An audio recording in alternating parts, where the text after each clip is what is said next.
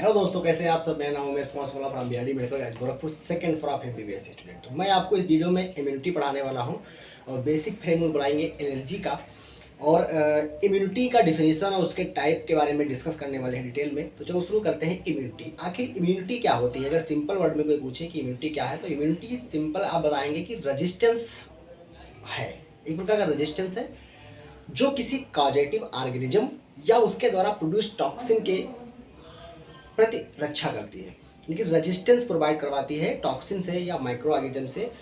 उस एबिलिटी को क्या कहते हैं? इम्यूनिटी कहते हैं। तो आपको जो प्रॉफ में लिखना होगा, तो आप पहले लिखेंगे डिफिनीशन, उसके बाद में टाइप, और टाइप को डिटेल में समझाते चले जाएंगे, लिखते चले जाएंगे। तो चलो शुरू करते हैं हम इम्यूनिटी और इम्यूनिटी का डिफिनीशन। तो इम्यूनिटी का डिफिनीशन में आप क्या लिखेंगे?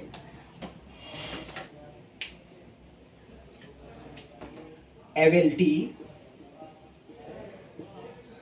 to resist all type of microorganism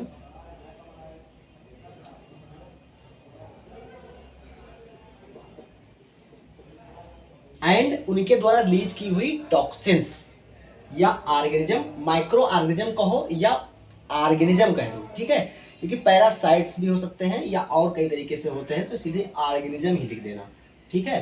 तो all type of organism or toxins, toxins जो वो ऑर्गेनिज्म प्रोड्यूस करते हैं उनके प्रति क्या ability to resist all type of organism और toxin that tend to damage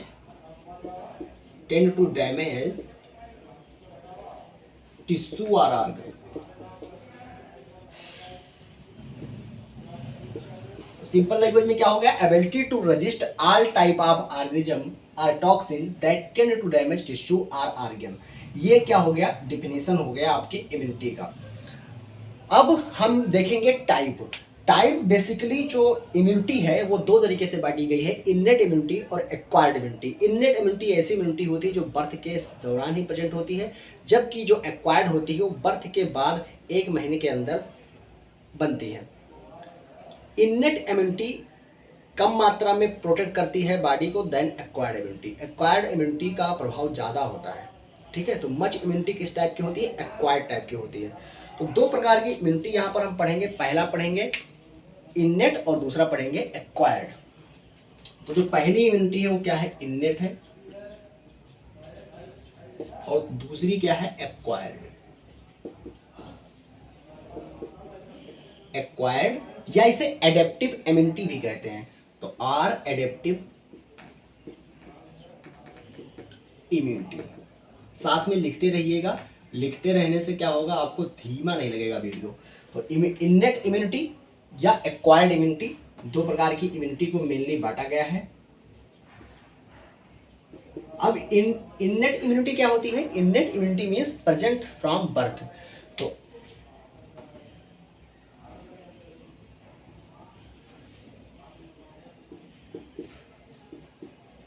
यानी कि प्रेजेंट एट बर्थ, जब बर्थ होगा किसी चाइल्ड का, तभी से क्या होगा? इननेट इम्यूनिटी प्रेजेंट होती है। ये 4 प्रकार की होती हैं, फिजिकल, फिजियोलॉजिकल, साइटोकाइन और सेलुलर। उनके बारे में हम यहाँ पर एक एक करके पढ़ लेते हैं और उसका एग्जाम्पल देखते हैं। ये कितने प्रकार की? 4 प्रकार की। एक होगा तुम्हारा फिजिकल। फिजिकल का एग्जाम्पल होगा जैसे कि स्किन है और आप म्यूकस मेम्ब्रेन है। स्किन और म्यूकस मेम्ब्रेन घुसने ही नहीं देती हैं ऑर्गेनिज्म को। जो कॉजेटिव ऑर्गेनिज्म होता है उसको अंदर घुसने नहीं देती हैं।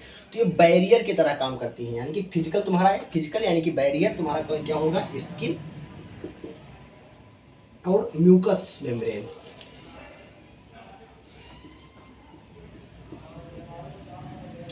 वहीं दूसरा है फिजियोलॉजिकल, यानी कि जो फिजियोलॉजिकल जो फंक्शन हो रहा है ऑर्गन में, उसके कारण इम्यूनिटी आती है। जैसे कि दूसरा क्या है? फिजियोलॉजिकल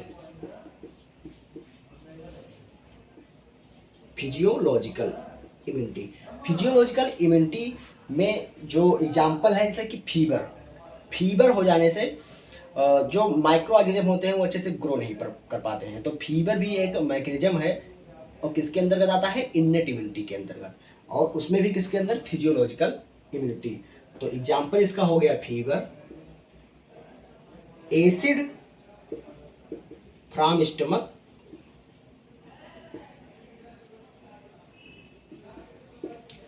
एसिड फ्रॉम स्टमक, और वैसे लाइसोजाइम सलाइवा में होता है तो लाइसोजाइम भी इसके अंतर्गत आ जाएगा, लाइसोजाइम।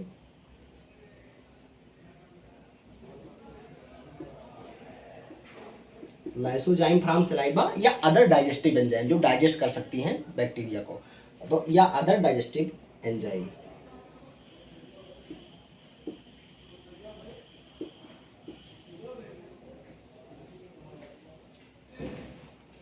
ये अंदर किसके आएंगी, फिजियोलॉजिकल बैरियर के अंतर्गत आएंगी।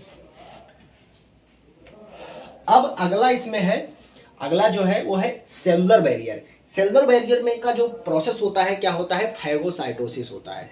ऐसी सेल जो फैगोसाइटोस करती हैं कॉजेटिव ऑर्गेनिज्म को या उनके टॉक्सिन को, उसे किस में रखा गया है, सेलुलर बैरियर में। तो जो सेल्स फैगोसाइट कर रही हैं उनको एक कैटेगरी में रख दिया गया है। तो अगला जो एग्जाम्पल है हम इस तरफ लिख देते हैं, यहाँ पे जगह है, यहाँ पे सी वहाँ होगा cellular barrier, cellular immunity. Cellular मतलब यहाँ पे डिफरेंट टाइप्स ऑफ सेल्स होंगी जो कि फैगोसाइटोस करती होंगी, जैसे नेचुरल किलर सेल है, लिम्फोसाइट्स हैं, मोनोसाइट है, न्यूट्रोफिल्स हैं। ये क्या है, डिफरेंट प्रकार की सेल्स हैं जो फैगोसाइटोस करके ऑर्गेनिज्म को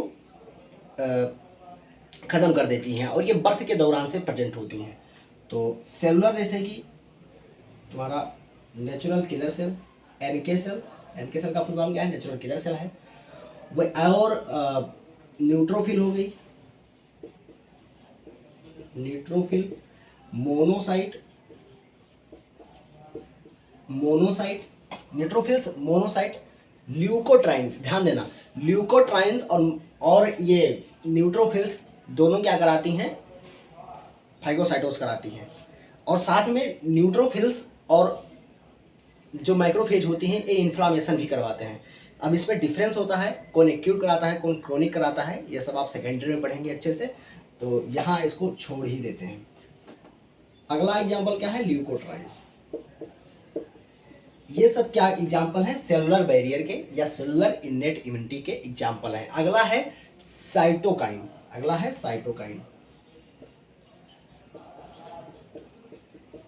साइटोकाइन इन्नेट इम्यूनिटी जब होती है जब कोई सेल वायरस से इन्फेक्ट हो रहती है, वायरस से इन्फेक्ट रहेगी तो वहाँ पर इंटरफेरॉन रिलीज होंगे। प्रोटीन जो होते हैं, इंटरफेरॉन क्या होता है, एक प्रकार का प्रोटीन है, तो अल्फा इंटरफेरॉन रिलीज होता है। तो वायरस इन्फेक्टेड सेल में infected cell release alpha interferon.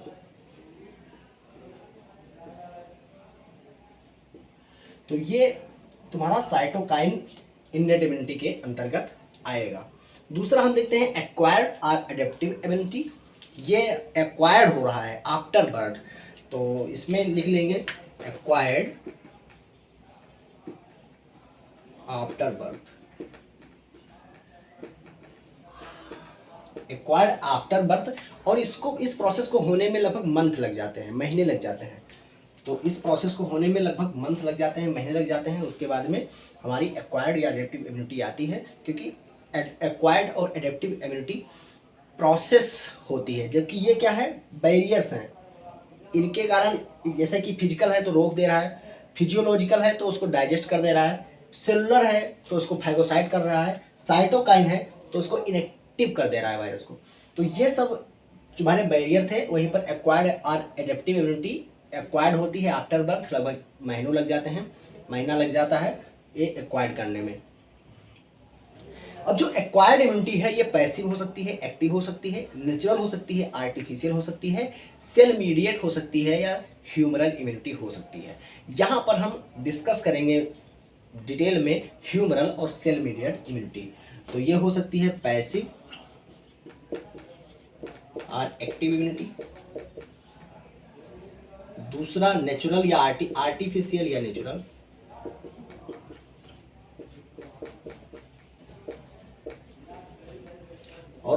Cell mediated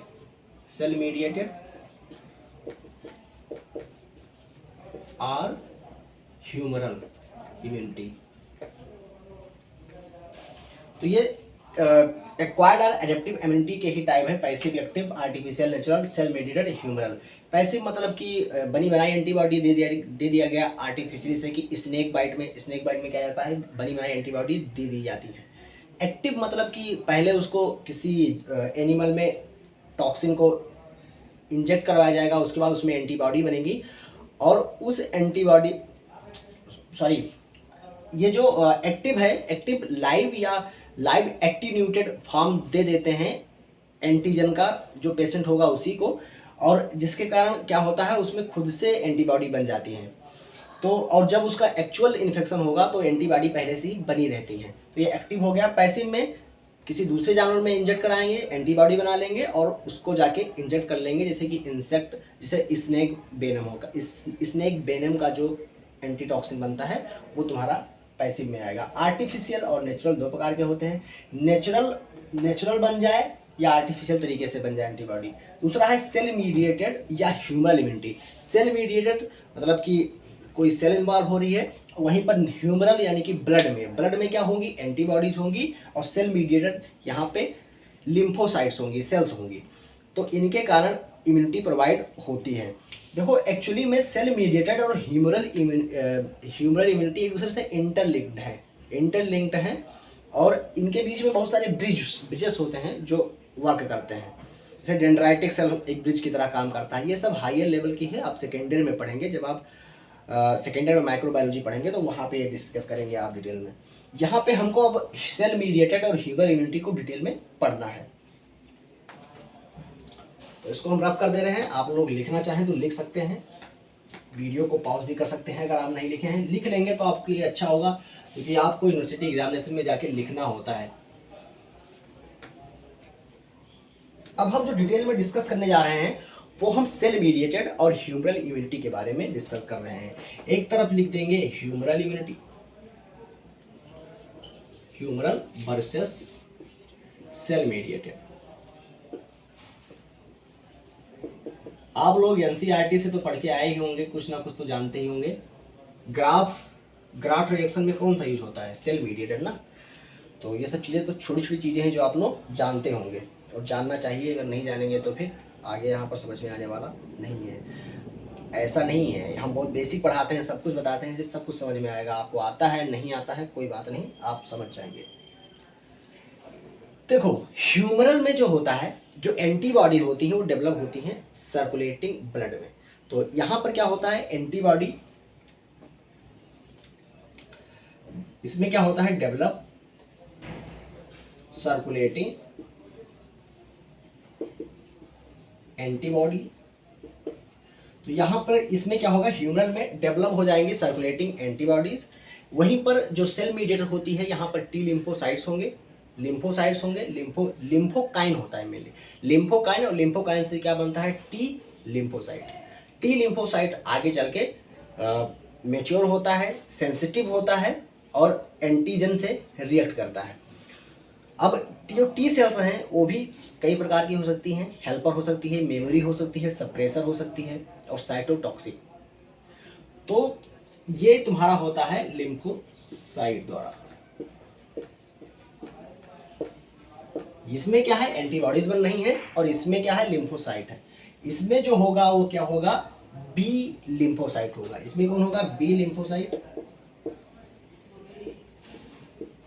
lymphocyte का। लेकिन यहाँ लिम्फोसाइट कोई काम नहीं कर रही है, ध्यान देना, यहाँ पर लिम्फोसाइट कोई काम नहीं कर रही है। जो इससे एंटीबॉडीज बनेंगी वो काम करेंगी, लेकिन यहाँ सीधे लिम्फोसाइट काम करती हैं, जो लिम्फोसाइट सेल होंगी वो काम करेंगी। यहाँ पर क्या होगा, टी लिम्फोसाइट होगा। और टी लिम्फोसाइट बनाते क्या है, टी सेल्स। यहाँ पर क्या होगा, टी सेल होगा। और टी सेल कई प्रकार की होती है। टी सेल क्या होती है, कई प्रकार की होती है। यहाँ पे बी लिम्फोसाइट से क्या बनेगा, बी सेल, जिन्हें प्लाज्मा सेल भी कहते हैं। प्लाज्मा सेल भी कहते हैं, ये क्या बनाएंगी, एंटीबॉडीज। क्या बनाएंगी, एंटीबॉडीज। क्या बनाएंगी, एंटीबॉडी। और जो यहाँ पर टी सेल होंगी, ये टी सेल कई प्रकार की होती है, जैसे कि T helper cell, cytotoxic, memory और सप्रेसर, जो रेगुलेट करती है इस प्रोसेस को। तो अब हम इसको देखते हैं कि जब प्राइमरी काउंटर इनकाउंटर होता है किसी एंटीजन का या किसी टॉक्सिन का, उसके बाद से कैसे एक्टिवेट होती हैं सेल्स, उनके बारे में देखते हैं। तो यहाँ हमको रफ करना पड़ेगा, तो इसको आप नोट कर लीजिएगा इतना, उसके बाद में आगे लिखिएगा।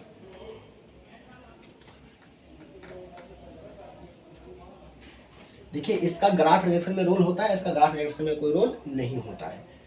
अब जैसे कि कोई एंटीजन है, जब प्राइमरी इनकाउंटर होगा एंटीजन से, जैसे कि प्राइमरी इनकाउंटर विथ एंटीजन, अभी इसको और डिटेल में पढ़ाएंगे जब एमएचसी और एपीसी पढ़ाएंगे। और बस यहाँ पर ध्यान दीजिए, प्राइमरी एनकाउंटर हुआ एंटीजन से। एंटीजन क्या हो सकते हैं, जैसे बैक्टीरिया हो सकता है या बैक्टीरिया द्वारा रिलीज टॉक्सिन हो सकते हैं। तो पहला क्या होगा, बैक्टीरिया हो सकता है, बैक्टीरिया या टॉक्सिन उनके द्वारा रिलीज किया गया टॉक्सिन होगा, या तो क्या होगा, सम टाइम कुछ वायरस होते हैं, तो सम वायरस, यहाँ ध्यान दीजिएगा, सम वायरस पे ध्यान दीजिएगा, सम वायरस। ठीक है, तो जब ये आए एंटीजन के फार्म में, तो एंटीबॉडी, ये क्या है, बैक्टीरियल एंटीजन है। ठीक है, ये बहुत सारे एंटीजन थे, ये बैक्टीरियल एंटीबॉडी जो होगी वो इनको क्या करेगी, अट्रैक्ट करेगी। तो ये एंटीबॉडी हो गई। ये जैसे ही एंटीजन प्रेजेंटिंग सेल्स आएंगी और एंटीजन को प्रेजेंट करेंगी, वैसे ही क्या होगा, प्लाज्मा सेल जो होंगी, प्लाज्मा सेल होंगी वो सीक्रेट करने लगेंगी, जो प्लाज्मा सेल होगी। उसके बाद क्या होगा, प्लाज्मा सेल सीक्रेट करेगी एंटीबॉडीज। एंटीबॉडीज कौन, इम्यूनोग्लोबुलिन GAMDE, ये एंटीबॉडीज क्या होने लगेंगी, निकलने लगेंगी। और बाद में बन जाएगा मेमोरी बी सेल, यानी कि जब सेकेंड एनकाउंटर होगा तो मेमोरी रहेगी बी सेल में भी मेमोरी रहती है, लेकिन बी सेल की जो मेमोरी होती है उतना स्पेसिफिक नहीं होती है देन सी के। अब यहीं पर हम सेल मीडिएटेड इम्यूनिटी की बात करते हैं। तो जब फर्स्ट इनकाउंटर होगा, जैसे कि फर्स्ट इनकाउंटर हुआ, ये हो गया इधर का बात, आप इधर बात कर रहे हैं, फर्स्ट एनकाउंटर हुआ। फर्स्ट एनकाउंटर यहां पर किसका होगा, foreign cell, cancer cell, foreign cell, cancer cell, या वायरस से भी इन्फेक्शन। यहां पे ये वायरस के लिए मेनली ये किसके लिए है, वायरस इन्फेक्टेड सेल या पैरासाइटिक सेल।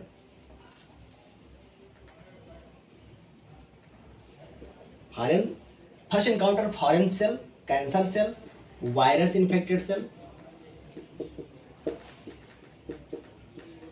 सेल या पैरासाइट ETC। जब इससे क्या करेंगे, इंटरेक्ट करेंगे। फर्स्ट एनकाउंटर होगा किससे, टी सेल से। अब तब कितने प्रकार की होगी, 4 प्रकार की टी होती है। पहला होता है टीसी क्या करेगी, ये साइटोटॉक्सिक है, ये डायरेक्टली किल करने लगेगी, डायरेक्टली क्या करने लगेगी, मारने लगेंगी। तो पहला क्या है, साइटोटॉक्सिक टी सेल, ये क्या करेंगी, इनके बारे में आप लिख देंगे, क्या करेंगी, directly kill the causative organism. तो ये क्या करेंगी, डायरेक्टली किल,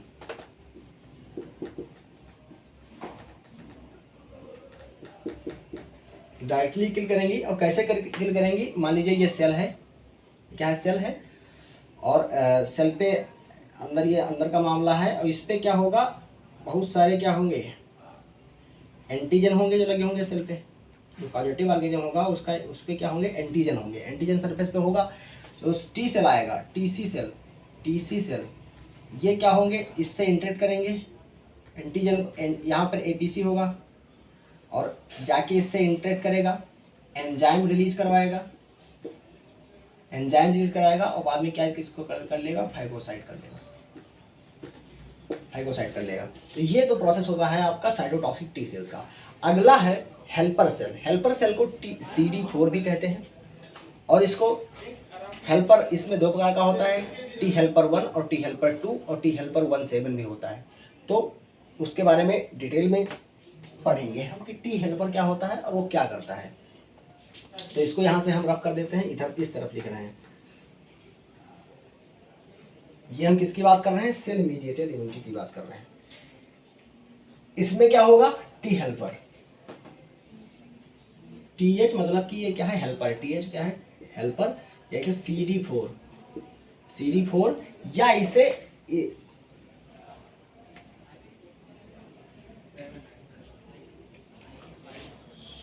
CD4 टी हेल्पर या CD4 या इसे नहीं बोला TH1 या TH2 भी होगा। इसमें तो दो प्रकार की हो सकती है। CD4 यानी कि टी हेल्पर्स होती हैं।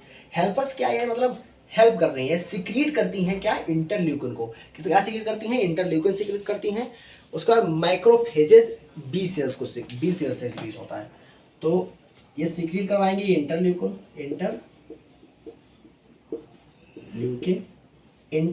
को सिक्रीट करवाएंगी और माइक्रोफेजेस एंड बी सेल को सिक्रीट करवाएंगी। माइक्रोफेजेस, सॉरी, ये कहाँ पर होंगी, टी हेल्पर कहाँ पर, माइक्रोफेजेस, जो कि माइक्रोफेजेस और B cell.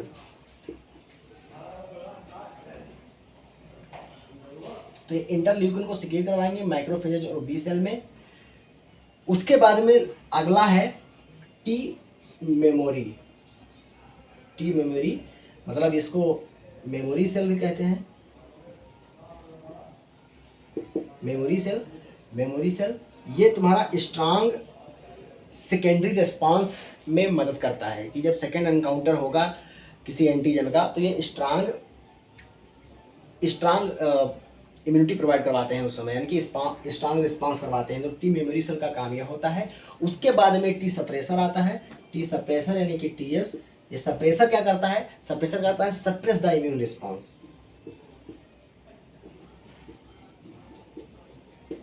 Suppresses the immune response.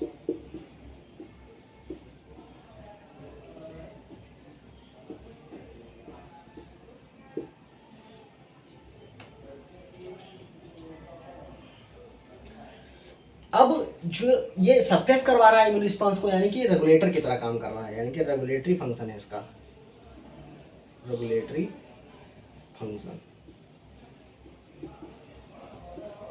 अब हम मॉलिक्यूलर बेसिस पे जाके और मतलब एक लेवल पे जाके, स्टेम सेल के लेवल पे जाके देखते हैं कि बी सेल और टी सेल्स कैसे बनती हैं, वो कहाँ से बनती हैं और वो कैसे सेल मीडिएट और ह्यूमन मीडिएटेड इम्यूनिटी प्रोवाइड करवाती हैं, उनके बारे में बात करेंगे। तो इसको आप लोग लिख लीजिएगा और हम इसको कर देते हैं रफ।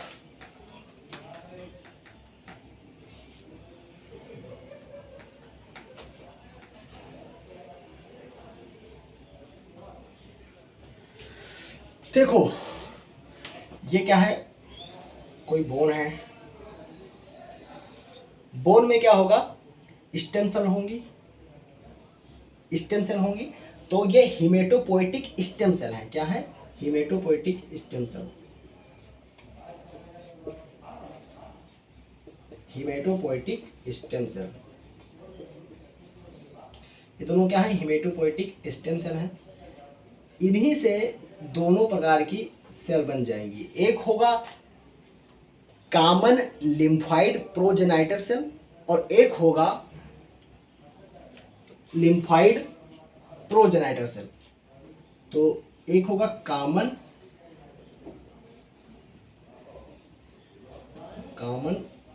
लिम्फाइड प्रोजेनाइटर सेल,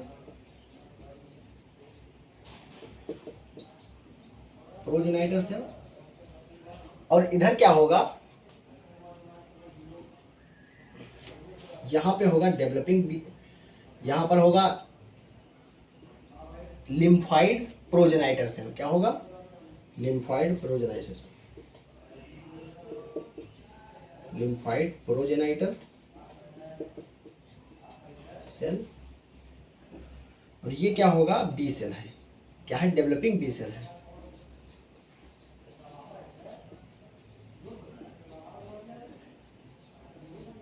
अब जो बी सेल से आपके बनेंगे, बी सेल से क्या बनेगा, बी लिम्फोसाइट बनेगा। ठीक है, बी लिम्फोसाइट बनेगा, बी लिम्फोसाइट, बी लिम्फोसाइट। और बी लिम्फोसाइट जो होती हैं वो 3 प्रकार की होती हैं, B1, B2, B3। और जो एंटीजन से इंटरेक्ट करती है वो मेनली होती है B2। तो ये ध्यान रखिएगा, जो एंटीजन से इंटरेक्ट करेगी वो कौन होती है, B2। ये क्या करेगी, जब ये बन गई बी लिम्फोसाइट, तो जो एंटीजन एंट्री कर रहा है उससे जाके बांध करेगी और प्लाज्मा सेल्स बनाने लगेंगी एंटीबॉडी।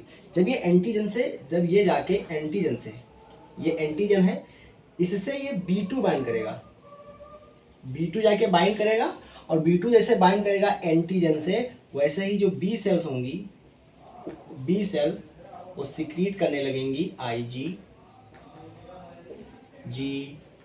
MDE, यानी कि ये सिक्रीट करने लगेगी एंटीबॉडीज ब्लड में। और एंटीबॉडीज बनने लगेंगी, वो जाके एंटीजन से इंटरेक्ट होंगी। और उसके बाद में अगला फिर मेजर हिस्टो कंपेटिबिलिटी कॉम्प्लेक्स आएगा, सेल सेल एडहेरेंस प्रोटीन होगी, टी सेल्स काम करना शुरू करेंगी, अपना इंटरेक्ट करेंगी। उसके बाद जाके फैगोसाइटोसिस होगा और लाइज कर देंगे फाइनल ऑर्गेनिज्म को। तो वो सब प्रोसेस अलग होगा। अब ऐसे ही जो यहाँ पर कॉमन लिम्फोइड प्रोजेनाइटर सेल होता है, कॉमन लिम्फोइड प्रोजेनाइटर सेल, इससे डेवलप होती हैं ये, इससे ये जाती है थाइमस में। ये क्या है, थाइमस। ये क्या था, बोन मैरो। तो बोन, तो जो बी सेल्स का है, जो बी लिम्फोसाइट कहाँ डेवलप हो रही है, बोन मैरो में। वहीं पर थाइमस में तुम्हारा डेवलप हो रहा है क्या, टी लिम्फोसाइट। अब यहाँ से क्या हुआ, टी लिम्फोसाइट जनरेट हुआ।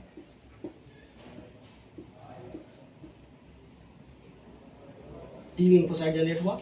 टी लिम्फोसाइट, जो टी लिम्फोसाइट होगा वो एक्टिवेट हो जाएगा। Activated T lymphocyte T cells में कब एक्टिवेट होगा, जब वो इंटरेक्ट करेगा किससे, एंटीजन से।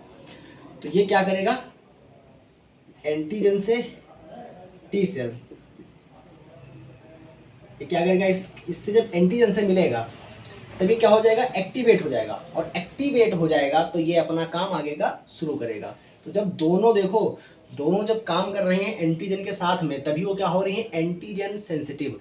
भैया एंटीजन सेंसिटिव, जो एंटीजन सेंसिटिव टी सेल कहाँ बनेगी और एंटीजन सेंसिटिव बी सेल कहाँ बनेगी। तो एंटीजन सेंसिटिव तुम्हारे कहाँ बन रही है, ब्लड में, तुम्हारा ह्यूमरल इम्यूनिटी। ये क्या हो गया, ह्यूमरल इम्यूनिटी, ह्यूमरल इम्यूनिटी। और इधर क्या हो जाएगा, सेल मीडिएट, सेल मीडिएटेड। ये कहाँ पर सेंसिटिव, कहाँ पर होगा, लिम्फाइड आर्गन में, जो लिम्फ नोड होंगे वहाँ पे। और ये कहाँ, ब्लड में। तो ये क्या बन गया, ह्यूमरल, और हो गया सेल मीडिएट। ये कुछ प्रोसेस हुआ। अब हम देखते हैं कि एंटीजन एंटीबॉडी से कैसे मिलता है, और एंटीजन प्रेजेंटिंग सेल क्या होती है, मेजर हिस्टो कंपेटिबिलिटी कॉम्प्लेक्स क्या है, इसके बारे में। तो इसको बना लीजिएगा, बनाना होगा। बना के ऐसे आप एग्जाम में आएंगे तो अच्छा नंबर मिलेगा।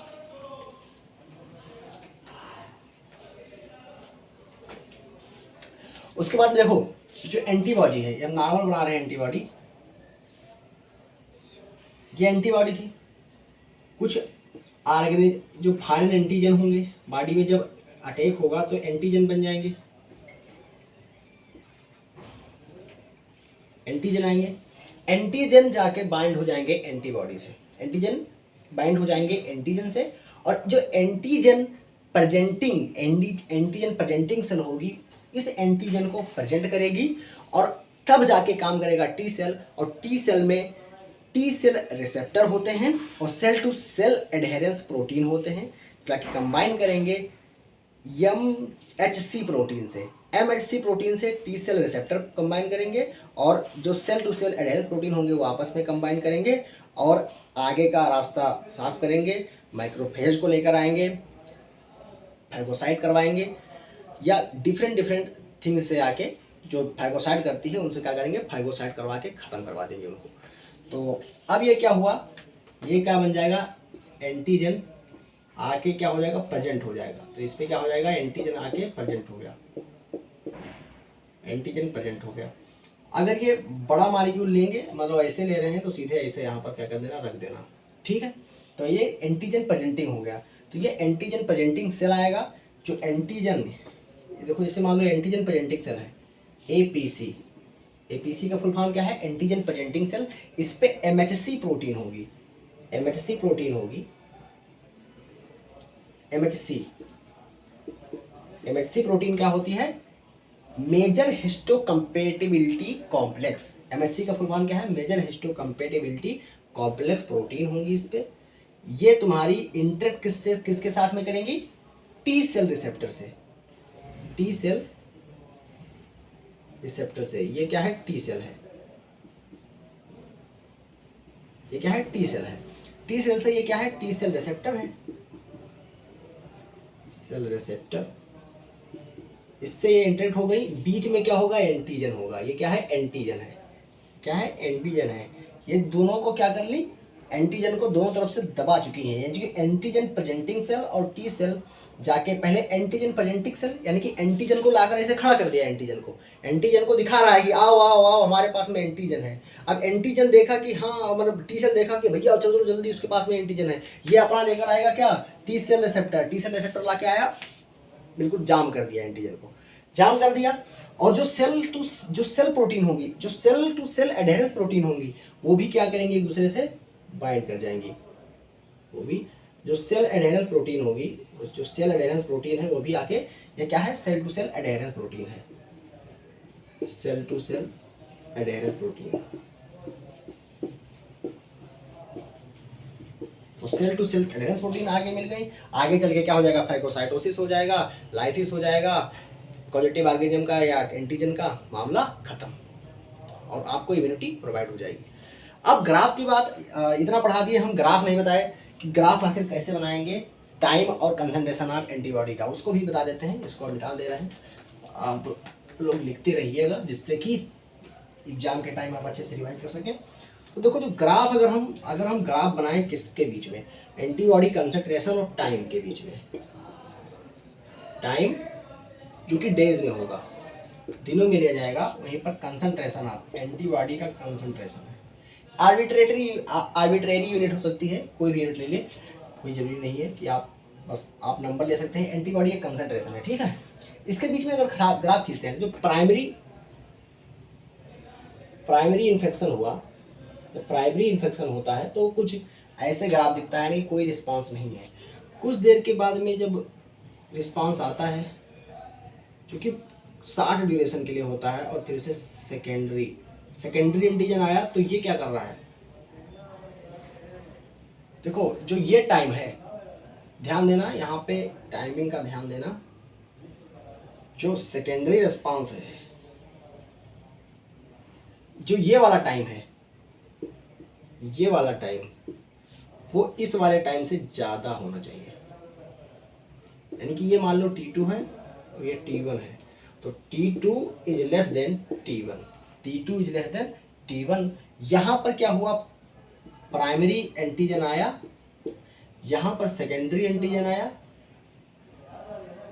तब कैसा रिस्पांस हो रहा है, ये क्या है, प्राइमरी रिस्पांस है, और ये क्या है, सेकेंडरी रिस्पांस है। ये ग्राफ हो गया। तो देख लो, ड्यूरेशन कम हो गया, लेकिन रिस्पांस बहुत ही इंटेंसिफाइड है।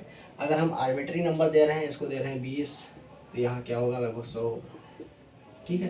तो ऐसे कंसंट्रेशन आप हम एंटीबॉडी का देख ले रहे हैं। तो ये ग्राफ हो गया, ग्राफ को आपको समझना है। इसका ड्यूरेशन कम है, और देखो पीक बहुत तेज़ी से जा रहा है, एक पैक उठ गया, लेकिन इसमें क्या था, धीरे धीरे धीरे गया, छोटा सा गया, फिर नीचे हो गया।